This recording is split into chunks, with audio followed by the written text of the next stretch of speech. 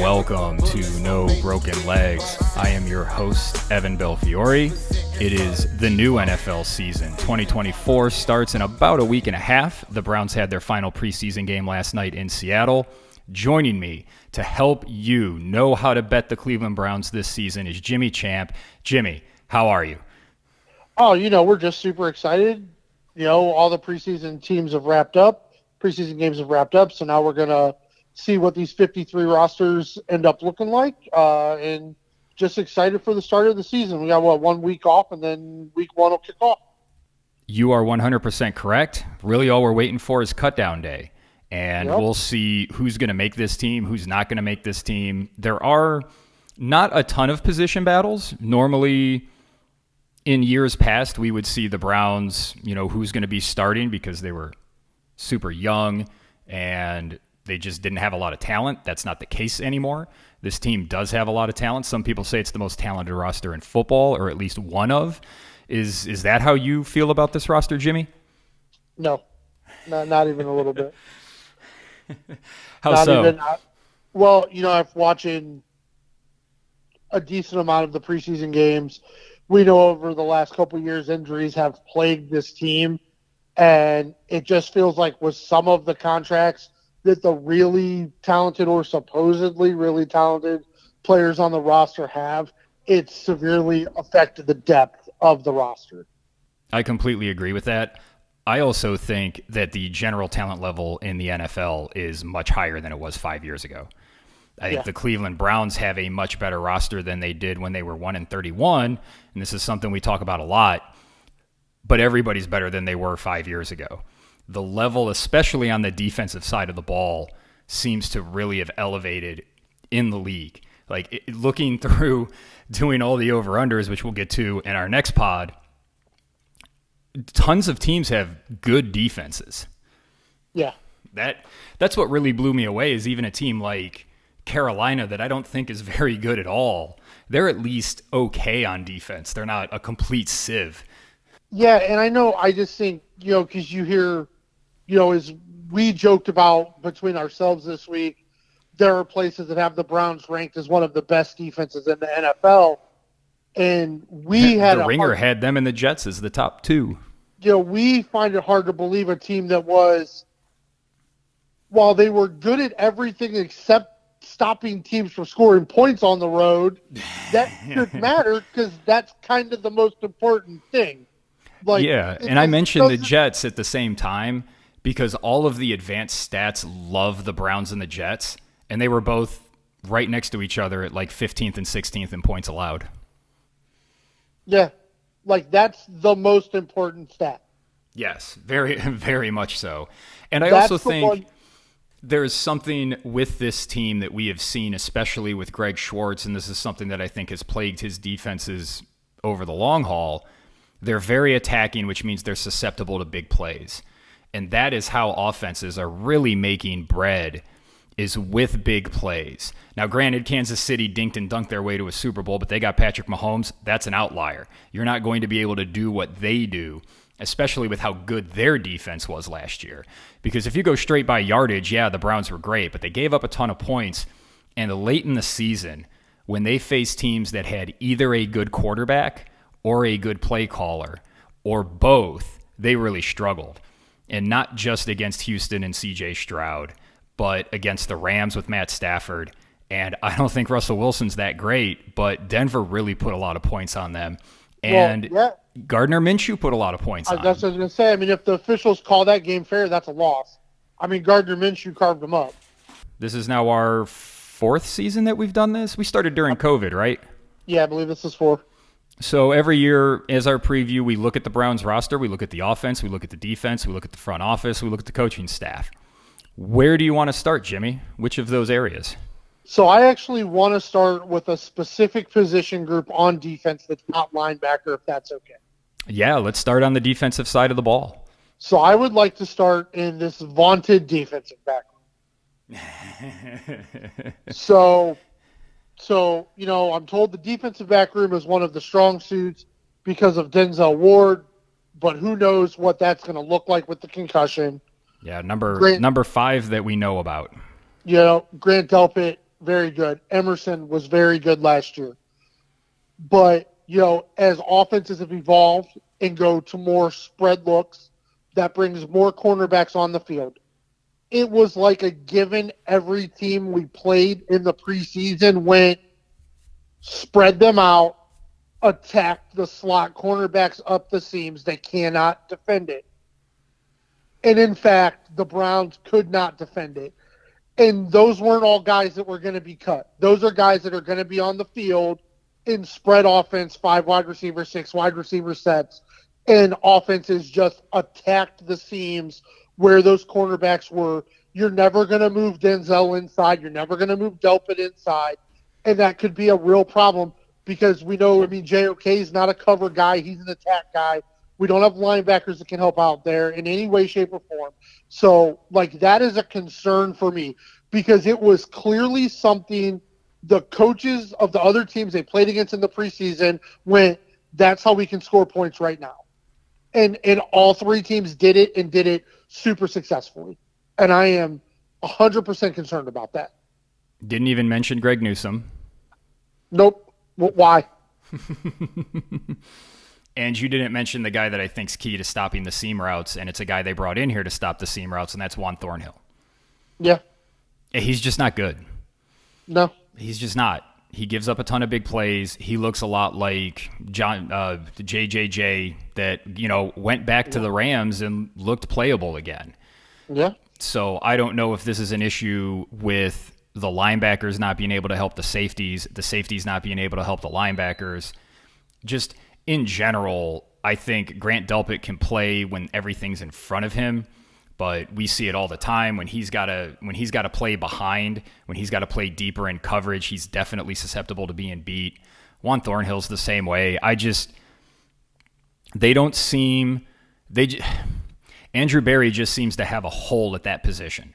He just cannot figure out how to get a guy to play free safety to fit whatever they're doing defensively, or he's just getting guys that just aren't good. Because this is now 2 in a row, and it just seems like every year we're talking about the safeties not being able to keep the cap on the defense. It's just like, now please don't get me wrong. I still think the linebacker position is a problem.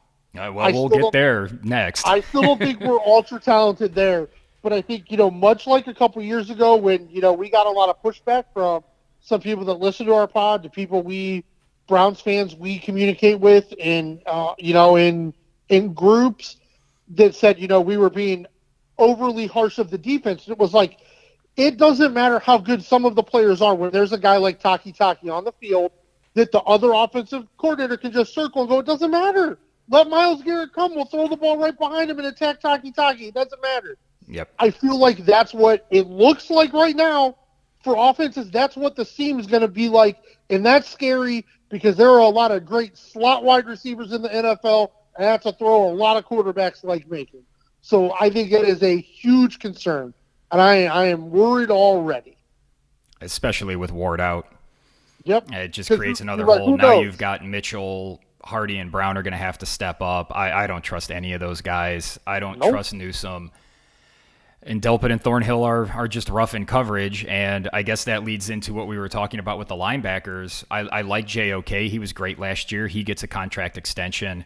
He's another one of those guys like Delpit that when he's attacking and playing in front of him, he looks like a completely different player than when he is on his heels, moving backwards in coverage. And that's a real problem in the league now because we see a lot of teams looking to attack in that 10 to 25 range because most defenses are playing back. They're taking their shots, but they're making their bread and butter 10-ish to 15-ish yards down the field. And that's, you need your linebackers in coverage to cover those areas if you're going to keep the cap on the defense. And they just don't have the guys to do it. I'm surprised that Taki was let go. I think you were too. We thought they were going to bring him back. I think that's addition by subtraction. Jordan Hicks is probably a little bit of an upgrade from what they had at middle linebacker the last, 5 or 6 years. But I don't know if that's enough to make a difference. Do you think it's enough to make a difference? Well, at least Hicks tends to make it through a whole season healthy. So, that makes a difference. That's a plus. And Devin Bush, who knows, right? I mean, it's a wild card. Could be really good, could be really bad. I mean, it's going to be a weird thing, but I just think it just doesn't. I don't want to belabor linebackers because we've talked about it a lot, and this team, the front office, just doesn't think this position matters. No, and they I disagree because last year, the 4 teams that were in the conference championship games, you have Roquan Smith, you have Fred Warner, you have Detroit has the young man they drafted in the top 10 last year that everybody laughed at them about, and he seemed to really help solidify their defense. And Kansas City has a really, really good middle linebacker whose name I can't remember. But those middle linebacker positions are so important, not just because they're your play callers, but because they are so vital to controlling the middle of the field. And that's just, you've got to be able to control the middle of the field with all of these teams that we'll talk about. There's a lot of quarterbacks that look really good in certain situations, but if you can get them out of their comfort zones, if you can force them to make precision throws to the sidelines, you can really minimize what their impact can be. In my mind, there's no doubt the defensive line is the strongest part of the defense, but you're putting a lot of pressure on them to get home darn near every pass play. Do you think they're better on the defensive line this year than last year? I think they're as good. I don't. If they're worse, it's minimal in my opinion. I mean, I think you lost some key guys, but I think you also added some guys that can play as well. I think bringing back Zadarius Smith was really important. I don't know if you'll get another great season out of him at his age, but he doesn't have to be spectacular because Myles Garrett gets so many double and triple teams. Tomlinson was mostly good last year. He really helped shore up the run defense. Shelby Harris is definitely playable. I guess we should talk about the Mike Hall Jr. situation. He's been out there. He's looked good, but I don't know if he's going to get suspended at any point. He had a domestic violence situation that the police report, if you want to go out and read it, you can Google it. It's awful. It's really awful. So if he's not there, that really hurts their depth. But even with all those guys, it just gets back to what you were saying. That defensive line is going to have to be really, really special to help make up for what they're missing on the back end. Do you think they have it in them to be really, really special on a consistent basis? Well, I guess we're going to start with our greatest hits here on our first talk.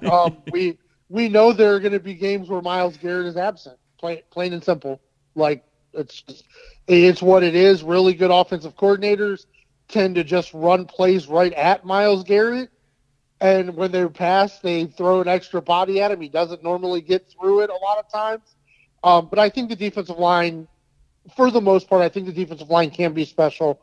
I did hear there was some stuff that Mike Hall Jr.'s, who the woman walked back some of the things she said, so maybe that helps a little bit. I don't know, because I think they could probably really use that young explosiveness to get there on the line with Myles and the veteran guys.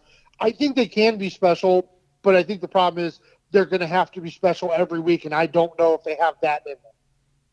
Yeah, that's how I feel about it as well. This defense just annihilated bad quarterbacks last year, and they played a lot of bad to mediocre quarterbacks. But when they had to show up against good teams, it was a struggle, and they really struggled on the road. And that's going to hurt them this year because they have 9 road games and 8 home games. Yep. Now, when they play at home, they're as formidable as anybody. And I said it all last year, and I'm going to keep saying it again this year. That home crowd, they feed off that home crowd, and that home crowd, I think, really intimidates other teams. It's an environment that you don't typically see in the NFL. I think it's very, what's the word I'm looking for? Like, it's not angry or like everybody's sort of like amped up, but it's almost abrasive. Yeah. And like there's an abrasive quality to it that makes opposing offenses shrink, especially quarterbacks that just aren't very good.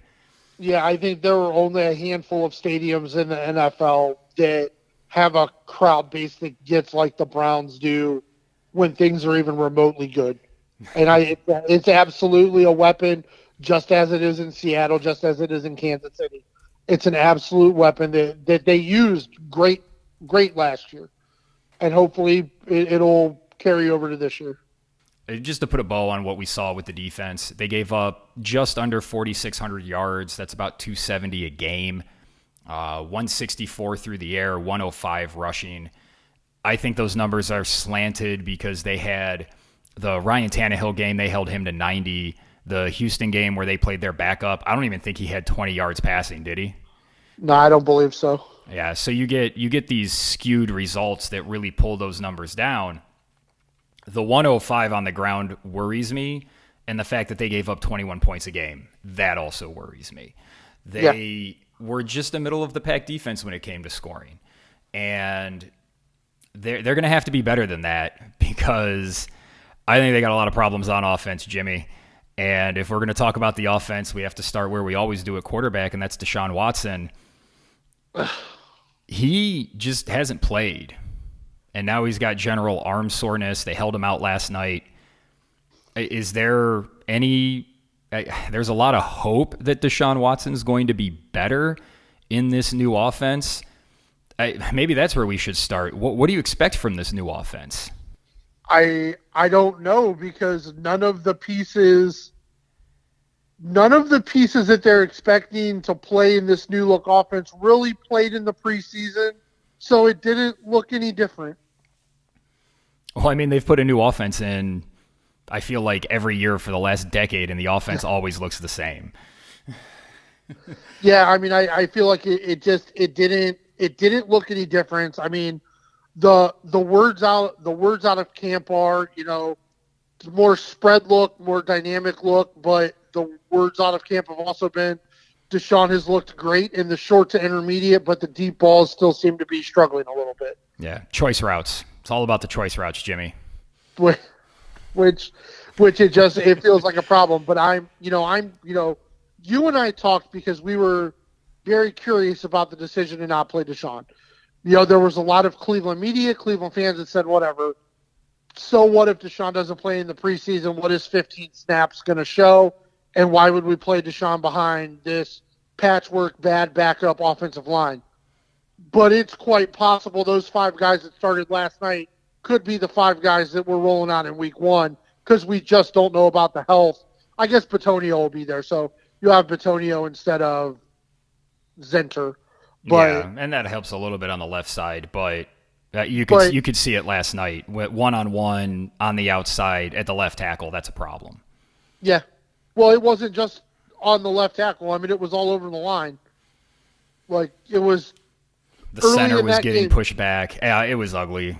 And we were told this offseason by some people in media that, losing Bill Callahan isn't going to be that big of a deal. But his history is where he leaves, offensive lines get worse. When he arrives, your offensive line gets better. When he leaves, it gets worse. Darryl Ryder talked about how DeJuan Jones looks like he's regressed. Not as bad as he was in camp last year, but he definitely looks like he's regressed. And there's a little bit of the Joel Embiid, Zion Williamson worry with him because of his size. He's so light on his feet, and he's so athletic, but you definitely don't want to get into that cycle of, okay, he's hurt. He has a lower body injury. Now he can't really work out and do cardio. He puts on a little bit of weight. Now he's working his way back. He's a little heavy. And as he's working his way back, he gets some nagging injuries that eventually lead to a big injury. And that's a cycle that the Browns can't really live with this year because I don't know when Jack Cochran's coming back, and I don't know how much he's going to be able to play when he does. Yeah.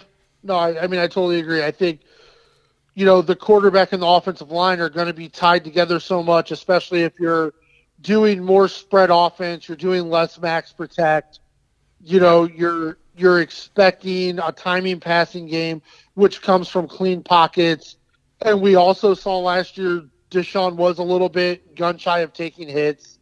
So that leads into right what I was about to say. Nathan Zagura on 92.3, who's a beat reporter, said Watson looked really good in those Minnesota team practices when he was clean. But when he was under duress, things got erratic. And we saw that last year. When there are people around him, he panics. And that's a huge problem.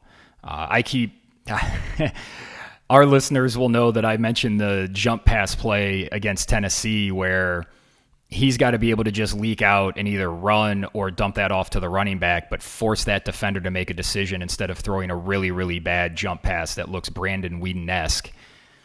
Like he's got to be able to make the sandlot plays, as they call them, or I don't know what this offense is going to look like. I just don't know. You saw him a lot in 2020. What did that offense look like? It was. The thing is it was one of those things where it was a lot of empty yards. Yeah, because they were playing – that team was terrible. I mean, I'm not saying that it was terrible because of Deshaun Watson, but that's why I talk about 2019 as the season people should look at. And that's a worrying season because they were up 24 points on Kansas City and ended up losing by like 17. Yep.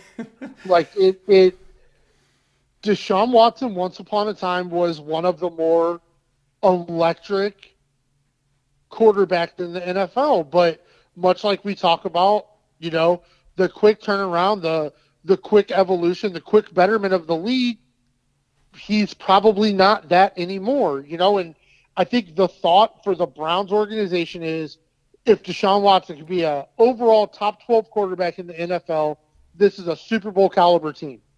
With that offensive line, the limited amount we've seen out of Deshaun Watson, no Nick Chubb. Who knows really what we have at wide receiver? Because, I think the Amari Cooper situation, they can try to sell it however they want. It feels like that's going to be sour all year. I don't know, just off the top of my head, it's hard for me to get Deshaun Watson into the top 12 quarterbacks in the NFL.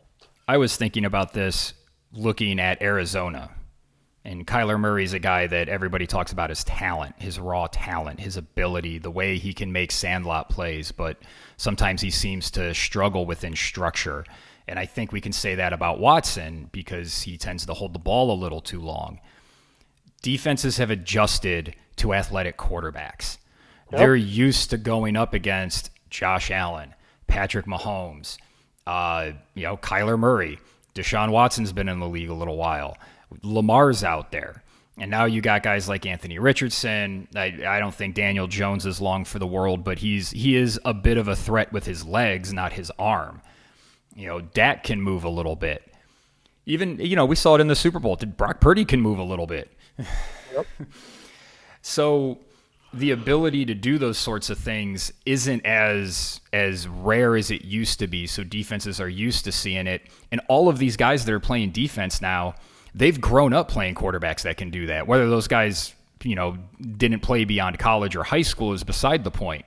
Guys that can run and try to pass are a dime a dozen now. Those guys are everywhere. And defensive coordinators are so much smarter now because there's so much stuff on tape on how to attack these teams. And what they're doing is they're taking what they did against Mahomes, which was just we're just not giving up anything deep. And then we're going to try to strangle you in, which really forces quarterbacks to be precise with their throws. That's something Deshaun Watson just hasn't done here in Cleveland. I know I can already hear people screaming, but what about the 14 for 14 against Baltimore? I have never seen a fan base hold on to one half of football more than the Cleveland Browns.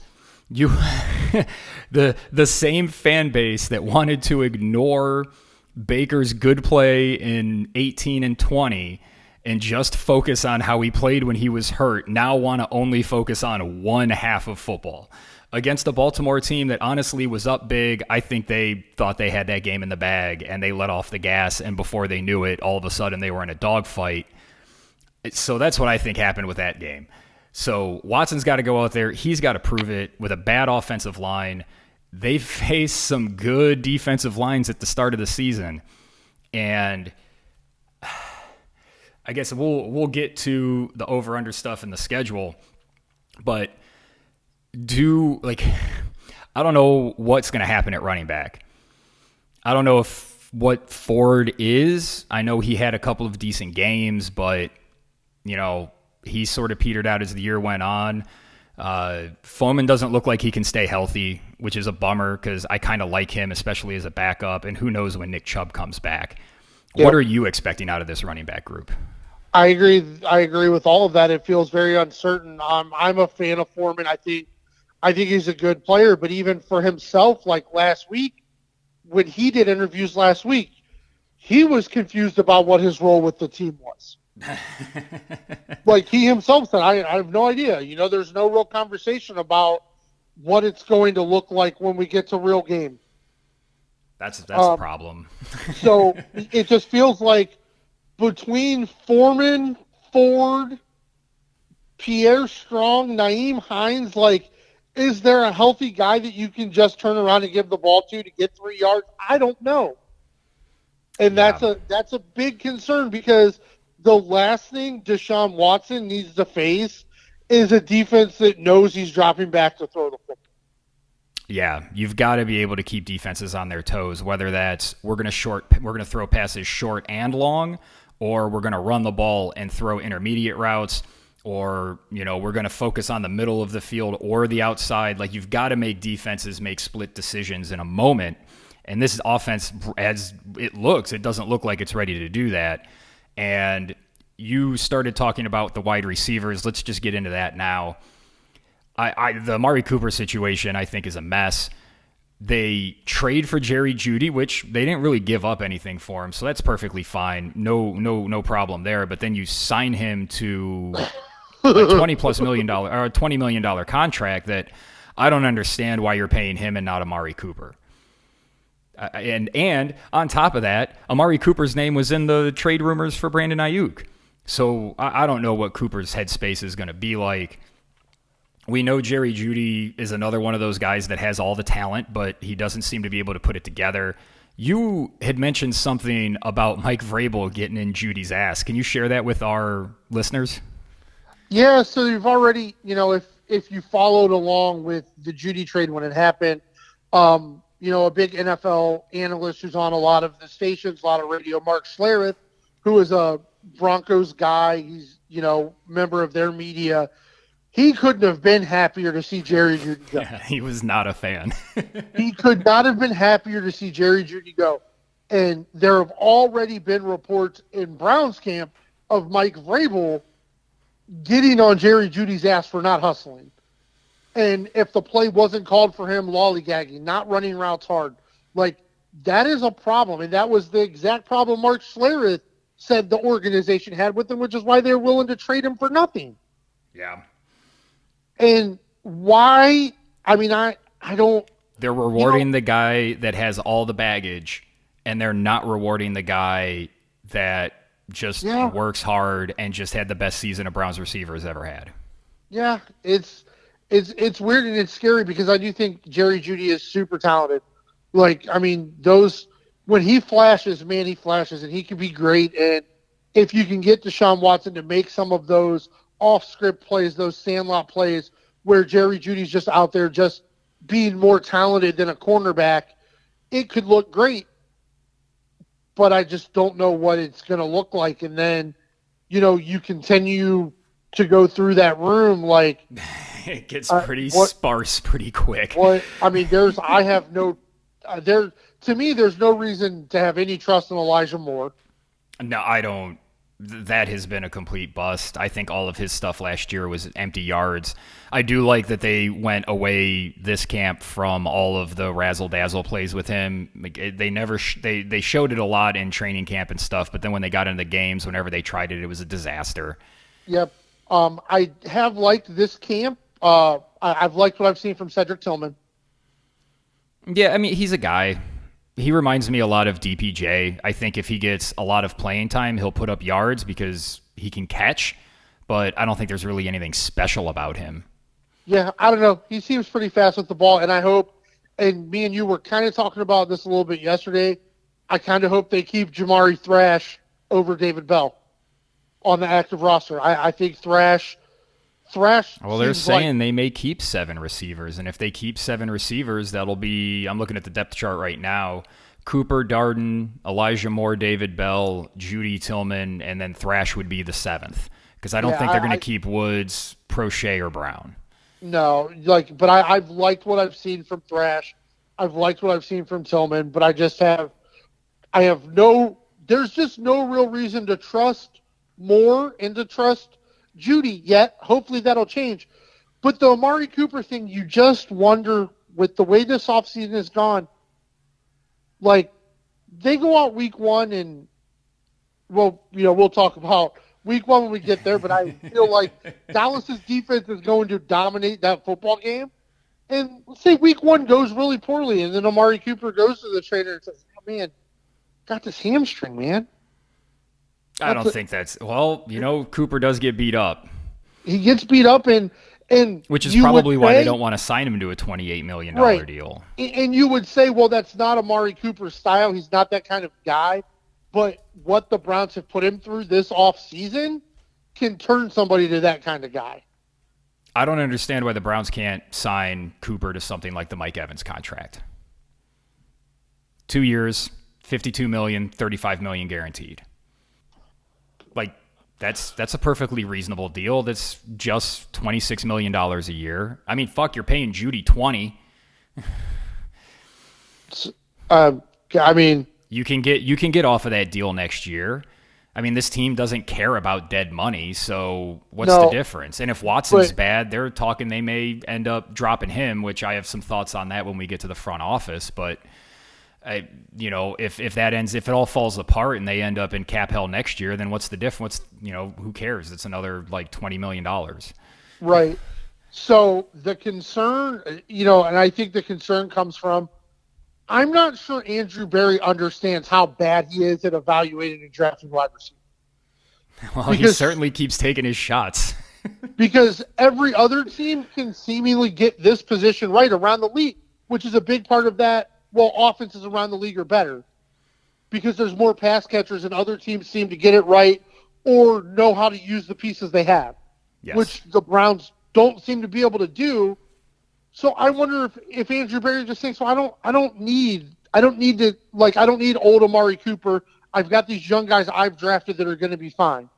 Well, when in theory, there's no proof of that. But that also plays into the reason you went out and got Deshaun Watson is because he's supposed to elevate those wide receivers in a way that they thought Baker Mayfield couldn't. True. When it was really only one wide receiver that Baker Mayfield couldn't elevate.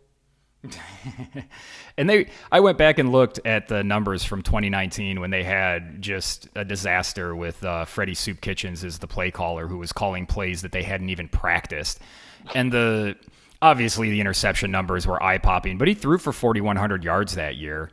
Yeah. So it wasn't a complete disaster. It was just you had guys not being where they were supposed to.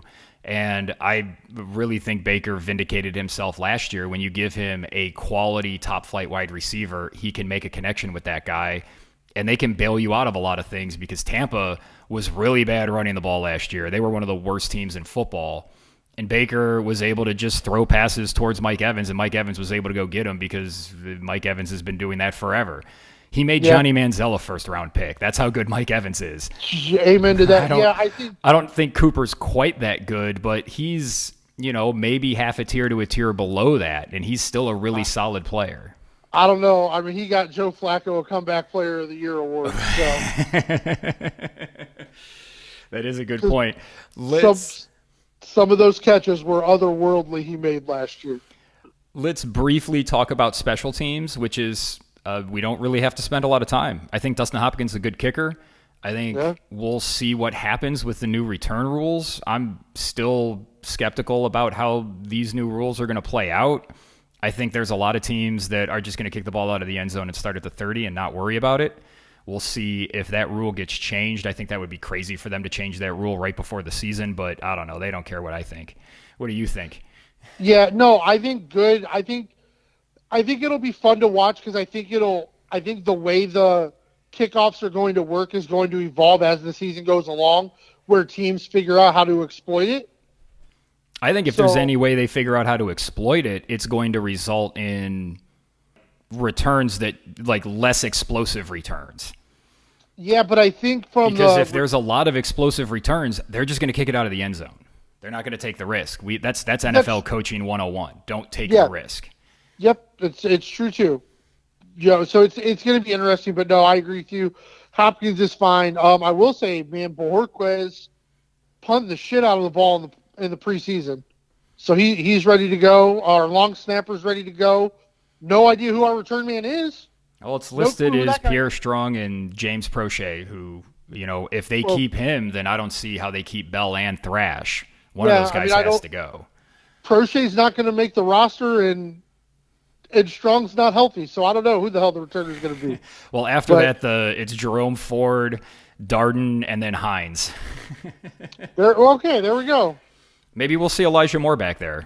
Well, do something to get the ball in his hands, I guess. Let's now move to the coaching staff. This is, and it's headlined by two-time NFL Coach of the Year, Kevin Stefanski, who now has more NFL Head Coach of the Year awards than he does playoff wins on his resume, even though that one playoff win he wasn't even on the sidelines for. New offensive coordinator in Ken Dorsey. Greg Schwartz is back. Bubba Ventrone's still in town. We talked about Bill Callahan is gone. They also brought in, and I'm going to talk about Mike Vrabel because he's the consultant to this coaching staff. What are your thoughts on this coaching staff, Jimmy? How do they stack up against other teams? Well, here's something that I think is weird. I think, over the last 4 seasons, even when people were saying Baker's a liability, right? Like the two things we were better at than most teams were offensive line play and running back play, because you did get great performances from guys whose names you didn't know when they had to fill in for Nick Chubb. And offensive line group played well. And now both of those coaches are gone, with Bill Callahan and Stump Mitchell both being gone. And in the preseason, obviously we know that Kevin Stefanski hasn't played his starters, but the scheme, the style, and the speed of the offensive line and the running backs have not looked good at all in the preseason. And how much of that that's quite an understatement, Mr. Champ. Yeah, well, but it's the truth. Like it's the absolute truth. I mean, and it's you just wonder how much of that is because of the loss of those two coaches, and then you bring in Ken Dorsey, who was unceremoniously canned in Buffalo. And now we've got an all-new offense, all new verbiage. Another new offense for Kevin Stefanski to call plays from. Mm-hmm. Mm-hmm.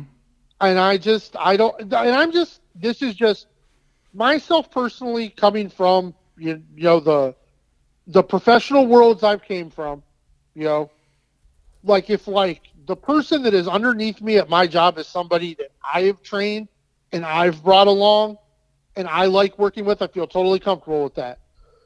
When that position is filled by my upper management and they surround me with a bunch of people who are also capable of doing my job, I get quite concerned. But Kevin Stefanski seems too conceited to be concerned by it, so kudos to him. I guess he's a more secure person than I am. But well, he just signed a nice big contract extension, so he should feel secure, because I'm going to ask you a question when we get to the front office about Kevin Stefanski. I want to ask you a question about Mike Vrabel right now. Did Mike Vrabel take this job because he thinks he may be able to – is this a stepping stone to a coaching job next year somewhere? And is he looking at this as a possible stepping stone to taking over the Cleveland Browns? Yes and yes. Yeah, I think so too. Or maybe he's just staying in town so if he can take over at Ohio State if Ryan Day fails to beat Michigan again. I think just have a nice 2-hour drive down south and he'll already be close by. Yeah, I think it's a third yes. I think this is something we talk about with Kevin Stefanski. Is he might be great at X's and O's. Maybe. I don't know. Maybe he is. At times he seems to be. At times he seems to be. At times we've also, over the years, we've said he outsmarts himself sometimes.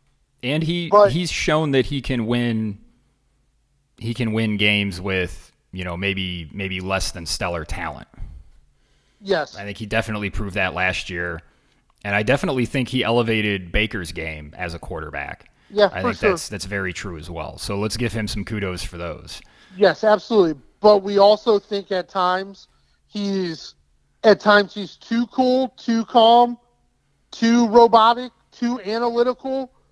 And maybe the one thing, right, because for Schwartz, and now for Dorsey and even Ventrone, they're probably not in a position where they want to overstep their bounds of what their role is to Kevin Stefanski. I don't think Mike Vrabel gives a shit about Kevin Stefanski.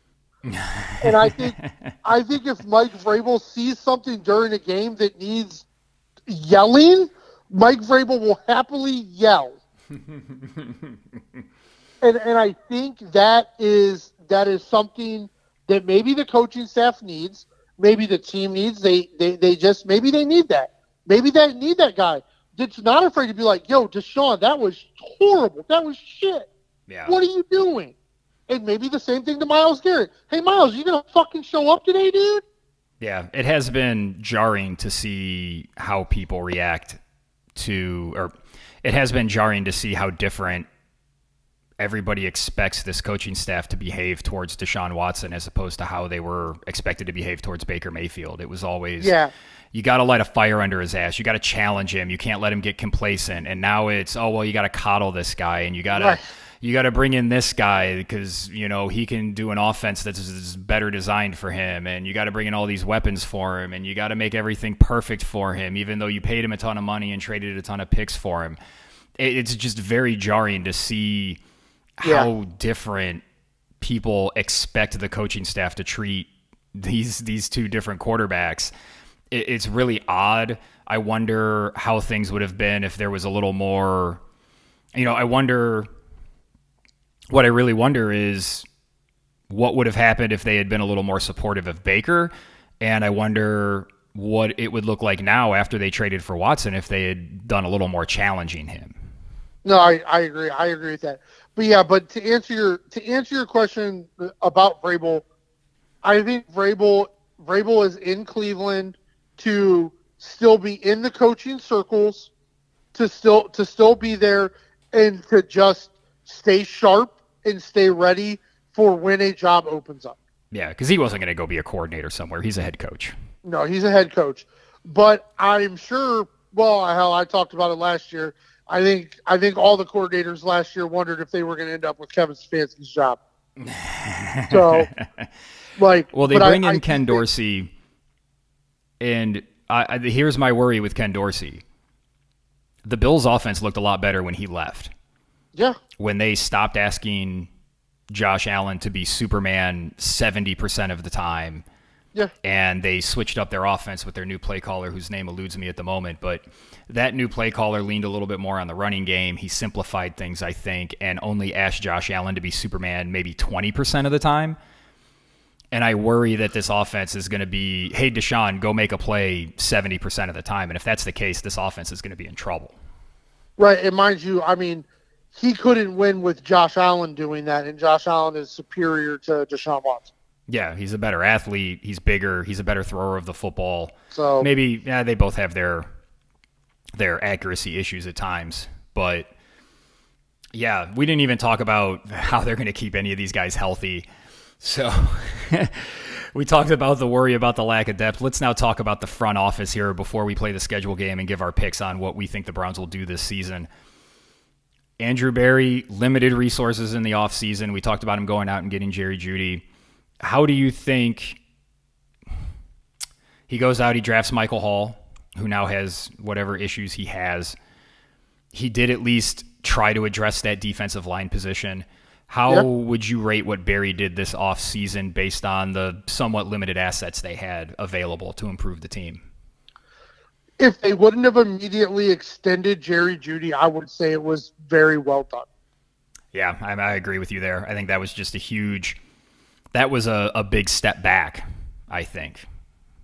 Just because you didn't have to make that, you didn't have to sign him to that deal. You didn't have to do it. Not now, not yet. That deal screams, we think Judy's going to be an 1,100-yard, 10-touchdown receiver. And there's no evidence really of that. No. And granted, they did sign him before all of these deals got signed with the receivers. But, I mean, he's a number 2, and you signed him for low-end one money. Yeah. Yeah, so that and I guess all of the Brandon Ayuk, Amari Cooper stuff was weird to me. Like, just the way nobody from the front office seemed to squash any of it. Well, I think it was there. I think they were all about it, and then we find out that Ayuk just didn't want anything to do with Cleveland or New England. Yeah. He was using them as leverage against San Francisco and Pittsburgh. Yeah. Because it seems like Pittsburgh, if he's going to leave San Francisco, that's where he wants to go. Yeah, so I just thought the Ayuk stuff was kind of weird, but I think the draft, I think he did a good job, except I'm just to the point there are some positions that when Andrew Berry drafts a guy at that position, I just assume he's not going to be any good. Yeah. Because he struggled totally at drafting certain positions. It's unfair, but it's just what I've seen. Like, I think he's fine. I think he's like Kevin Stefanski. He's fine.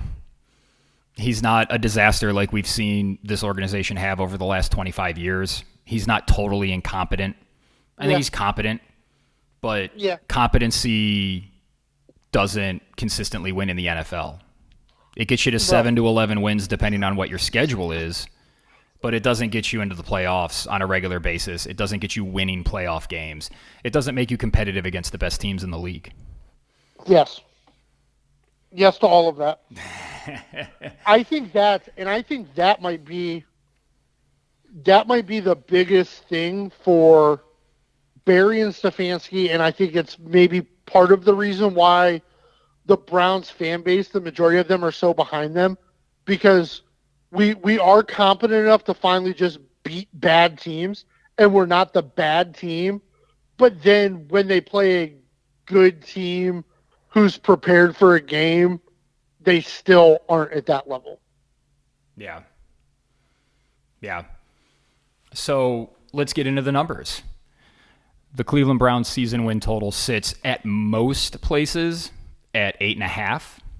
You can find it at 9.5 in some places. So, maybe look around a little bit and see if you can find the odds that you're looking for, depending on if you want to go over or under.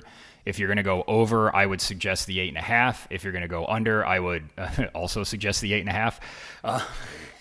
Yeah. The general consensus is the over is minus 162. The under is plus 133 at 8.5. So the sharps don't think this Browns team's going to win 9 games. Make the playoffs, no is minus 225. Yes is plus 180. To win the division, they're plus 350. Super Bowl plus 3,300. Conference winner plus 1,800. Again, you can find them. You can find Super Bowl odds at plus 4,000 if that's what you want to do. If you're going to make these bets, again, shop around, find where you can get some free money, find where you can get your better odds, because make your money work for you. That's what we say. I don't think you should bet on the Browns to win the division, the conference, or the Super Bowl, but if you want to, get plus 4,000 instead of plus 3,000. Just at least do that. Okay, so they play 9 games. They get the bye in week 10, and then they finish with 7 more games. As we said, they have 9 games on the road, 8 at home. I look at those first 9 games, Jimmy, and I see 7 against teams with really good pass rushes, and that worries me. And I didn't count Cincinnati as one of those teams. So they start out against Dallas. They are at home. It's the 4:30 game, marquee game. Tom Brady's first. What do you think happens in that game, Jimmy? Well, I see our brains were in the exact same spot. I think they lose week 1. There's no way, in my opinion, there's no way the offensive line is going to be ready for DeMarcus Lawrence and Micah Parsons. Yeah, I don't know how they're going to be able to move the ball consistently. I don't know how they're going to get points. I don't know what's happening with CeeDee Lamb, but I think Dak's a good enough quarterback, and that offensive line for Dallas is good enough that they'll be competent. They'll be able to put some points on the board, and I don't think that's a win for the Browns. So I have them dropping that game as well. Up next, they go to the road, and they play the Jacksonville Jaguars, a team they beat last year. That was during Trevor Lawrence's bad stretch after he tweaked his ankle, didn't he? There was a clear line of demarcation where he got hurt and he just didn't play as well. Yeah. He turned the ball over a bunch, but they moved the ball up and down the field on the Browns. And that Jacksonville team has some guys that can get after the quarterback. That's, I think, that's the telling game is Jacksonville. If they can't block against Jacksonville, it's just watch out. It's going to be trouble. So what I can't really pick that game. I have that when I count these, I do sort of half games for games I think are kind of toss-ups. Yeah. I have this as sort of a half game. How do you look at it? So 2 weeks ago when I sat down and I went through and got our win totals ready for every team. 2 weeks ago when I thought the offensive line was going to be healthy, Deshaun was going to be fine, the running back room would be okay, the defense, Denzel Ward would be out there. Like, when I thought all of that, I had this as a win. And now I am like you. Right at this moment, I may lean loss depending on what they look like against Dallas. Yeah, and that's going to be – and what Jacksonville looks like in week one. Because that's a team that's another team that has some of their own problems, and this is probably a big year for I'm totally blanking on his name. Jimmy, who's their head coach? Doug Peterson. If they underachieve this year, Doug Peterson is going to get fired. Yeah, and it's a big year for Trevor. I mean, just for them, sign that big contract. They bring in Gabe Davis, who I'm not as big a fan of as everybody else. I think he's just okay, but I think Trevor Lawrence is a really good quarterback. I think that Jacksonville team's probably going to be pretty good this year, but Jacksonville's not a top-tier AFC team, and the Browns have to be able to beat a team like Jacksonville if they want to compete. Yep. Up next, we have the New York Giants are going to be coming to town. Thank goodness we got to win. Is Daniel Jones or Drew Lock going to be quarterbacking the New York Giants at that point? It should still be Danny Dimes. He should still be in there at that point. Yeah, let me put it this way. That better be a win. Yeah, it better be. That's a win. We're good there. We got one there. But I'm not so certain about that next one now. Next week, you get the Las Vegas Raiders in the giant Roomba that they call a stadium. That's a team that can get after the quarterback. Mason Crosby can cause some real problems, Jimmy. Yeah. This is another game that I look at. Like, if the Browns are going to clear that 8.5, they have to beat Vegas. Yeah, they have, and I think this is actually a stretch with, if I'm not mistaken, we go Giants, Raiders, and then Commanders, correct? Yes. You have to go 3-0 in this stretch, and I don't know if you can because all three, the Giants are a given. You better beat the Giants, as you said. I don't know about Vegas and Washington because they can both get after the quarterback, and I think they'll be able to score some points. I think that'll be the telling. I think the Vegas game will be a telling game for the Browns defense because they do not have a quarterback. And if this Browns defense is as good as advertised, they should be able to win that game on their own. Yeah. And that's how I feel about the next week when they go to Washington. They should be able to swallow up Washington, but they're going to have to play very well on the road and limit big plays. And so far, we haven't seen them do that. So no. But looking at the schedule, like you said, they better be at least 3-2 after week 5. Yes, I think they have to be. Because they end not 4-1. Yeah, because they end going to Philadelphia with that great defensive line. They tend to wear down as the season goes on, but early in the season, that D-line tends to just eat teams up. I think that's a loss. What do you think? Yeah, absolutely. They're so dynamic offensively. Now they got Saquon in there, so now you have to worry about the RPOs with Hurts and Saquon, and they can stretch the field with Devontae Smith and A.J. Brown. Like, that team's really dynamic. Yep. And as long as that defensive line is getting home, that it makes up for a lot of their deficiencies in the secondary. Yep. Up next, home for the Cincinnati Bengals, a team that the Browns typically tend to own, but we would expect Joe Burrow to be healthy this year. What do you think? So I generally look at the division games as the Browns are probably going to go 3-3 in the division. Do you think they can do better than that? No, I don't. Well, maybe win 2 against Pittsburgh. Maybe win 2 against Pittsburgh, but I think you split with Cincinnati, and I think you split with Baltimore. Yeah, so I kind of have, maybe we give them the wins at home and the losses on the road, but you get Cincinnati and Baltimore in back-to-back weeks. That's going to be tough. You're not going to win both of those games. No, you're probably not going to win both of those games, especially coming off of Philadelphia. That's probably going to be a tough game. You're on the road, then you come home, back-to-back division games. Then you get one more at home before the bye week against the Los Angeles Chargers, a team that we both expect to be better. And if they have their allotment of defensive players up front, that's a team that can really get after the quarterback. I have that as a half, sort of like the Jacksonville game. That's a measuring stick game for the Browns and the Chargers. Yeah, because if the Chargers are still healthy by that point in the season, they finally actually in their last two preseason games they actually found some guys that could catch the football.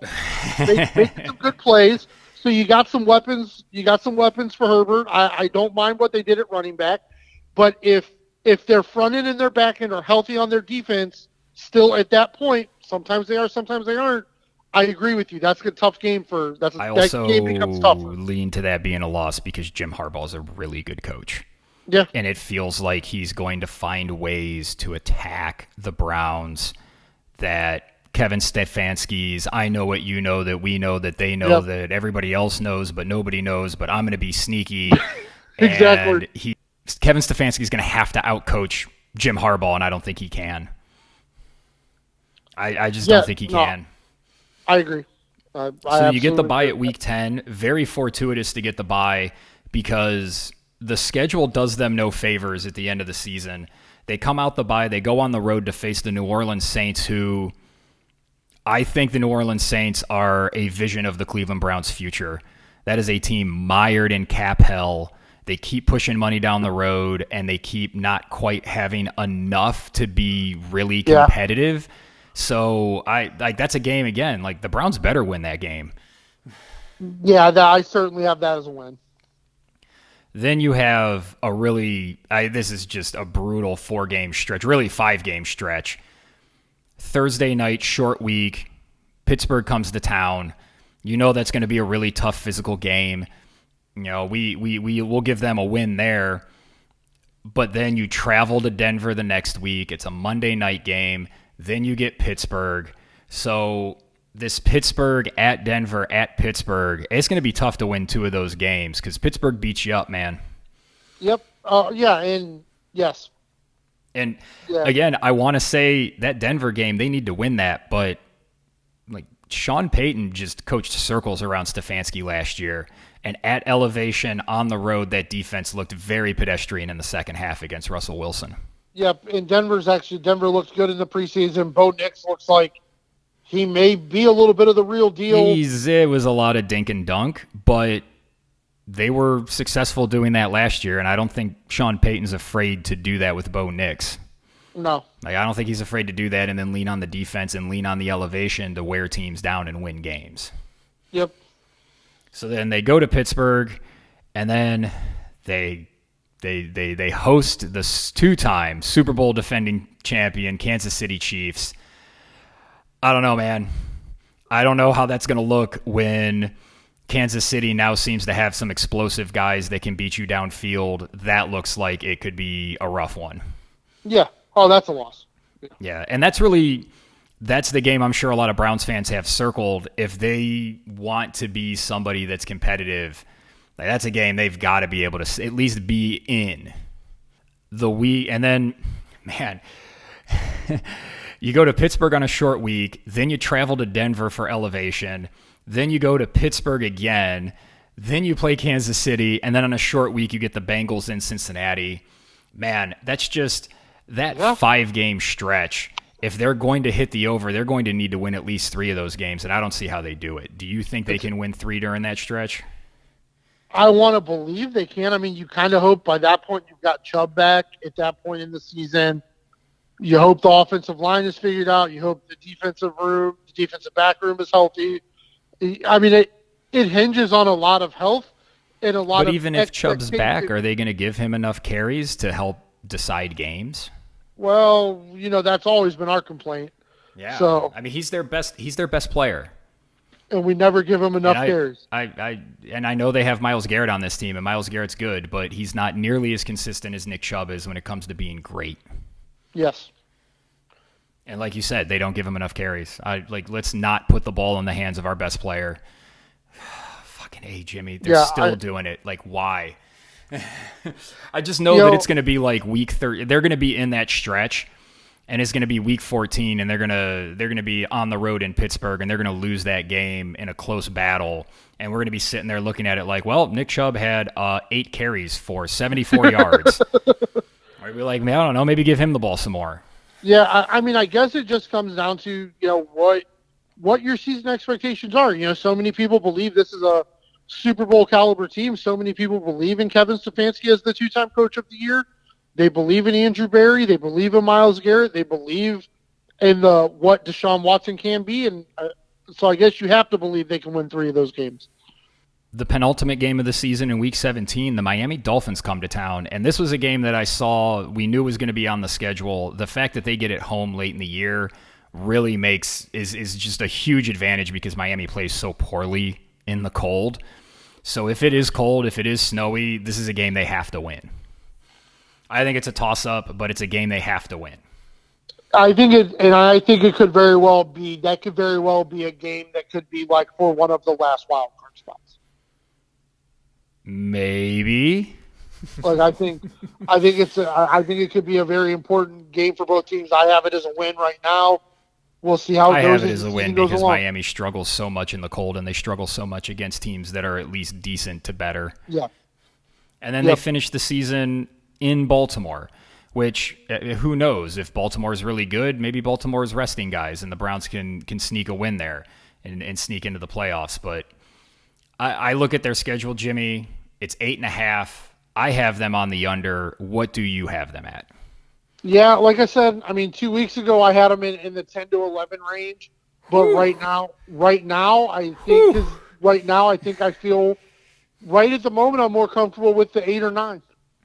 I'm actually probably more of a 7-8. Yeah, right now I'm probably leaning under just for the better value. Yeah, I'm really surprised that the under is plus 133. I think they did it with a lot of smoke and mirrors last year. We talked about how they had 11 wins, but San Francisco doinks a kick. You win that game. The terrible officiating against Indy. And there was another game besides the Baltimore game that they kind of got away with one, which, look, you're going to get away with games. I understand that, but we're talking about projecting who they are and what they're going to be. And they were lucky to win 11 games last year. And it took some magic pixie dust to make that happen. So are you going to get that again? Probably not. Are you going to have the horrible injury luck? Well, this team seems to always have problems with injuries. So I feel like, it's going to be another broken record season. I feel like we're going to be in week 10 and I'm going to be like, why can't they keep any of these guys healthy? Is it the training staff? Is it the strength and conditioning coaches? What is it? Are they just not hitting each other enough in practice? I don't know. But if we're asking those same questions again, it's going to be difficult. So here's the big question I have for you, Jimmy. I think the Browns are going to win 7 or 8 games this year. If the Cleveland Browns finish with 7 or 8 wins and Deshaun Watson plays at least, 13 or 14 games, what's more likely? Kevin Stefanski fired, Deshaun Watson cut, or both of them are gone? Andrew Berry and Kevin Stefanski seem so very tied to me that I think Watson gets cut. I agree. I think that's the reason they didn't restructure Watson's contract. They want to see what he does this year, and if they have to jump ship, I think they're going to. Because I think it's more likely that this team I think it's more likely that Deshaun Watson or Kevin Stefanski is not on this team next year than this team makes the playoffs. Yeah, I'm fine. I think, Andrew Berry, I think then you have the conversation with Kevin Stefanski, and I think because of what I think is going to happen in the NFC, I think if you're Andrew Berry, you say, look, you told me you couldn't win with Baker, but he's gone to the playoffs 2 years in a row with Tampa Bay. You said Deshaun was your guy. Deshaun was clearly not. Right now, 1 year. We'll see what Baker looks like this year. Oh no, they're making the playoffs. Yeah, that's why I said it. The Bucs are making the playoffs. Man, if the Browns miss the playoffs this year and Baker goes to the playoffs with Tampa again this year, oh man. Yeah. And you say, well, does Jimmy Haslam just lose his mind and say the hell with it? I don't care if I gave these guys extensions. Get them the fuck out of here. Maybe. But then Andrew Berry says, okay, so Baker wasn't your guy. You said Deshaun was your guy. You couldn't win with either of them. You've got one more quarterback chance here, bud. And I think that's probably what it comes down to. Ugh. Is that why they got Jameis Winston? Hey, man. At least with Jameis, he'd go out there and throw those Joe Flacco YOLO balls. I do find it interesting that you can look around and find bets where you can take the under on the Browns at 8.5 and get positive odds, and you can also get positive odds on them to make the playoffs. Yeah. That really feels like you can bet both sides of that and still come out ahead if you're a little wishy-washy on this team, and then just sort of play it game by game, see how you want to play it. Yeah, I kind of feel like, for myself, I feel like after those first 3 games, we're going to have a very good idea of what this team is. And I think that it'll be much easier to project the rest of the season after those first 3 games. Yeah, I'm thinking 5. I know that's like almost a third of the season, but I really want to see what they look like against Vegas. Yeah, that's fair. And I want to see what they look like against Washington. Like, those are two road games against teams with substandard quarterbacks. This defense has to be able to lead them to victory in those games. Yeah. Any final thoughts on the Cleveland Browns entering the 2024 season, Jimmy? It's just, the point of, for us, the point of the No Broken Legs podcast, we're in Northeast Ohio. We've been somewhat supporters of the Cleveland Browns most of our adult lives to a point. So we like talking about football, sports betting, and we like talking about the Cleveland Browns. For us, the point of this podcast is to try to help other people maybe make some easy money that is out there to be made, maybe not millions, but you can make a couple hundred bucks every week with some easy bets. But I'm also a Cleveland Browns fan. What I hate is what I feel exactly what we just talked about is what's going to happen is they're going to miss the playoffs with Deshaun Watson this year, and you're going to watch the Houston Texans go play in the AFC Championship game with your first-round draft picks. Yeah. And you're going to have to lose Deshaun Watson while you watch Baker win a playoff game again in Tampa Bay. And this entire thing is just, it was Kevin Stefanski's ego with Baker having problems with him that made all of this happen. And well, I think a lot of it was the front office as well. Maybe so. So I'm going to wrap with this. I sent you a stat that blew your mind. How many playoff wins does Deshaun Watson have? How many playoff wins does Deshaun Watson have, Ev? He is 1-2 in playoff games. He has 1 playoff win.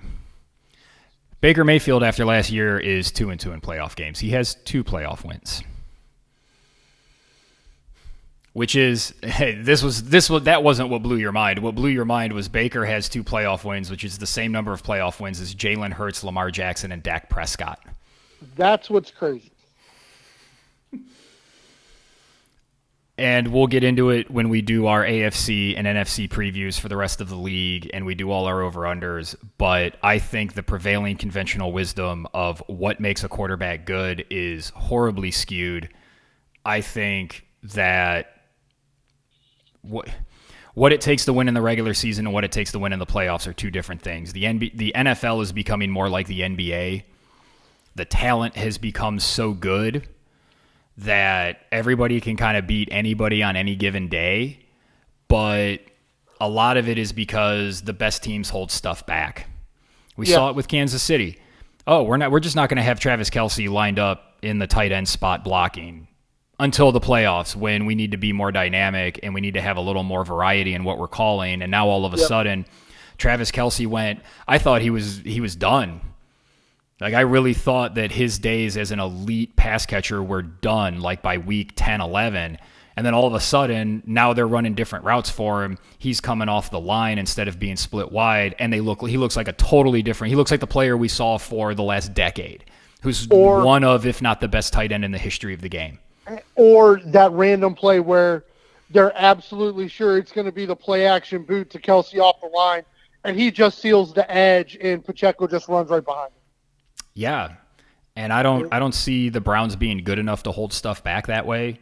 I think they have to empty the chamber to just get to the playoffs. So we're both an under.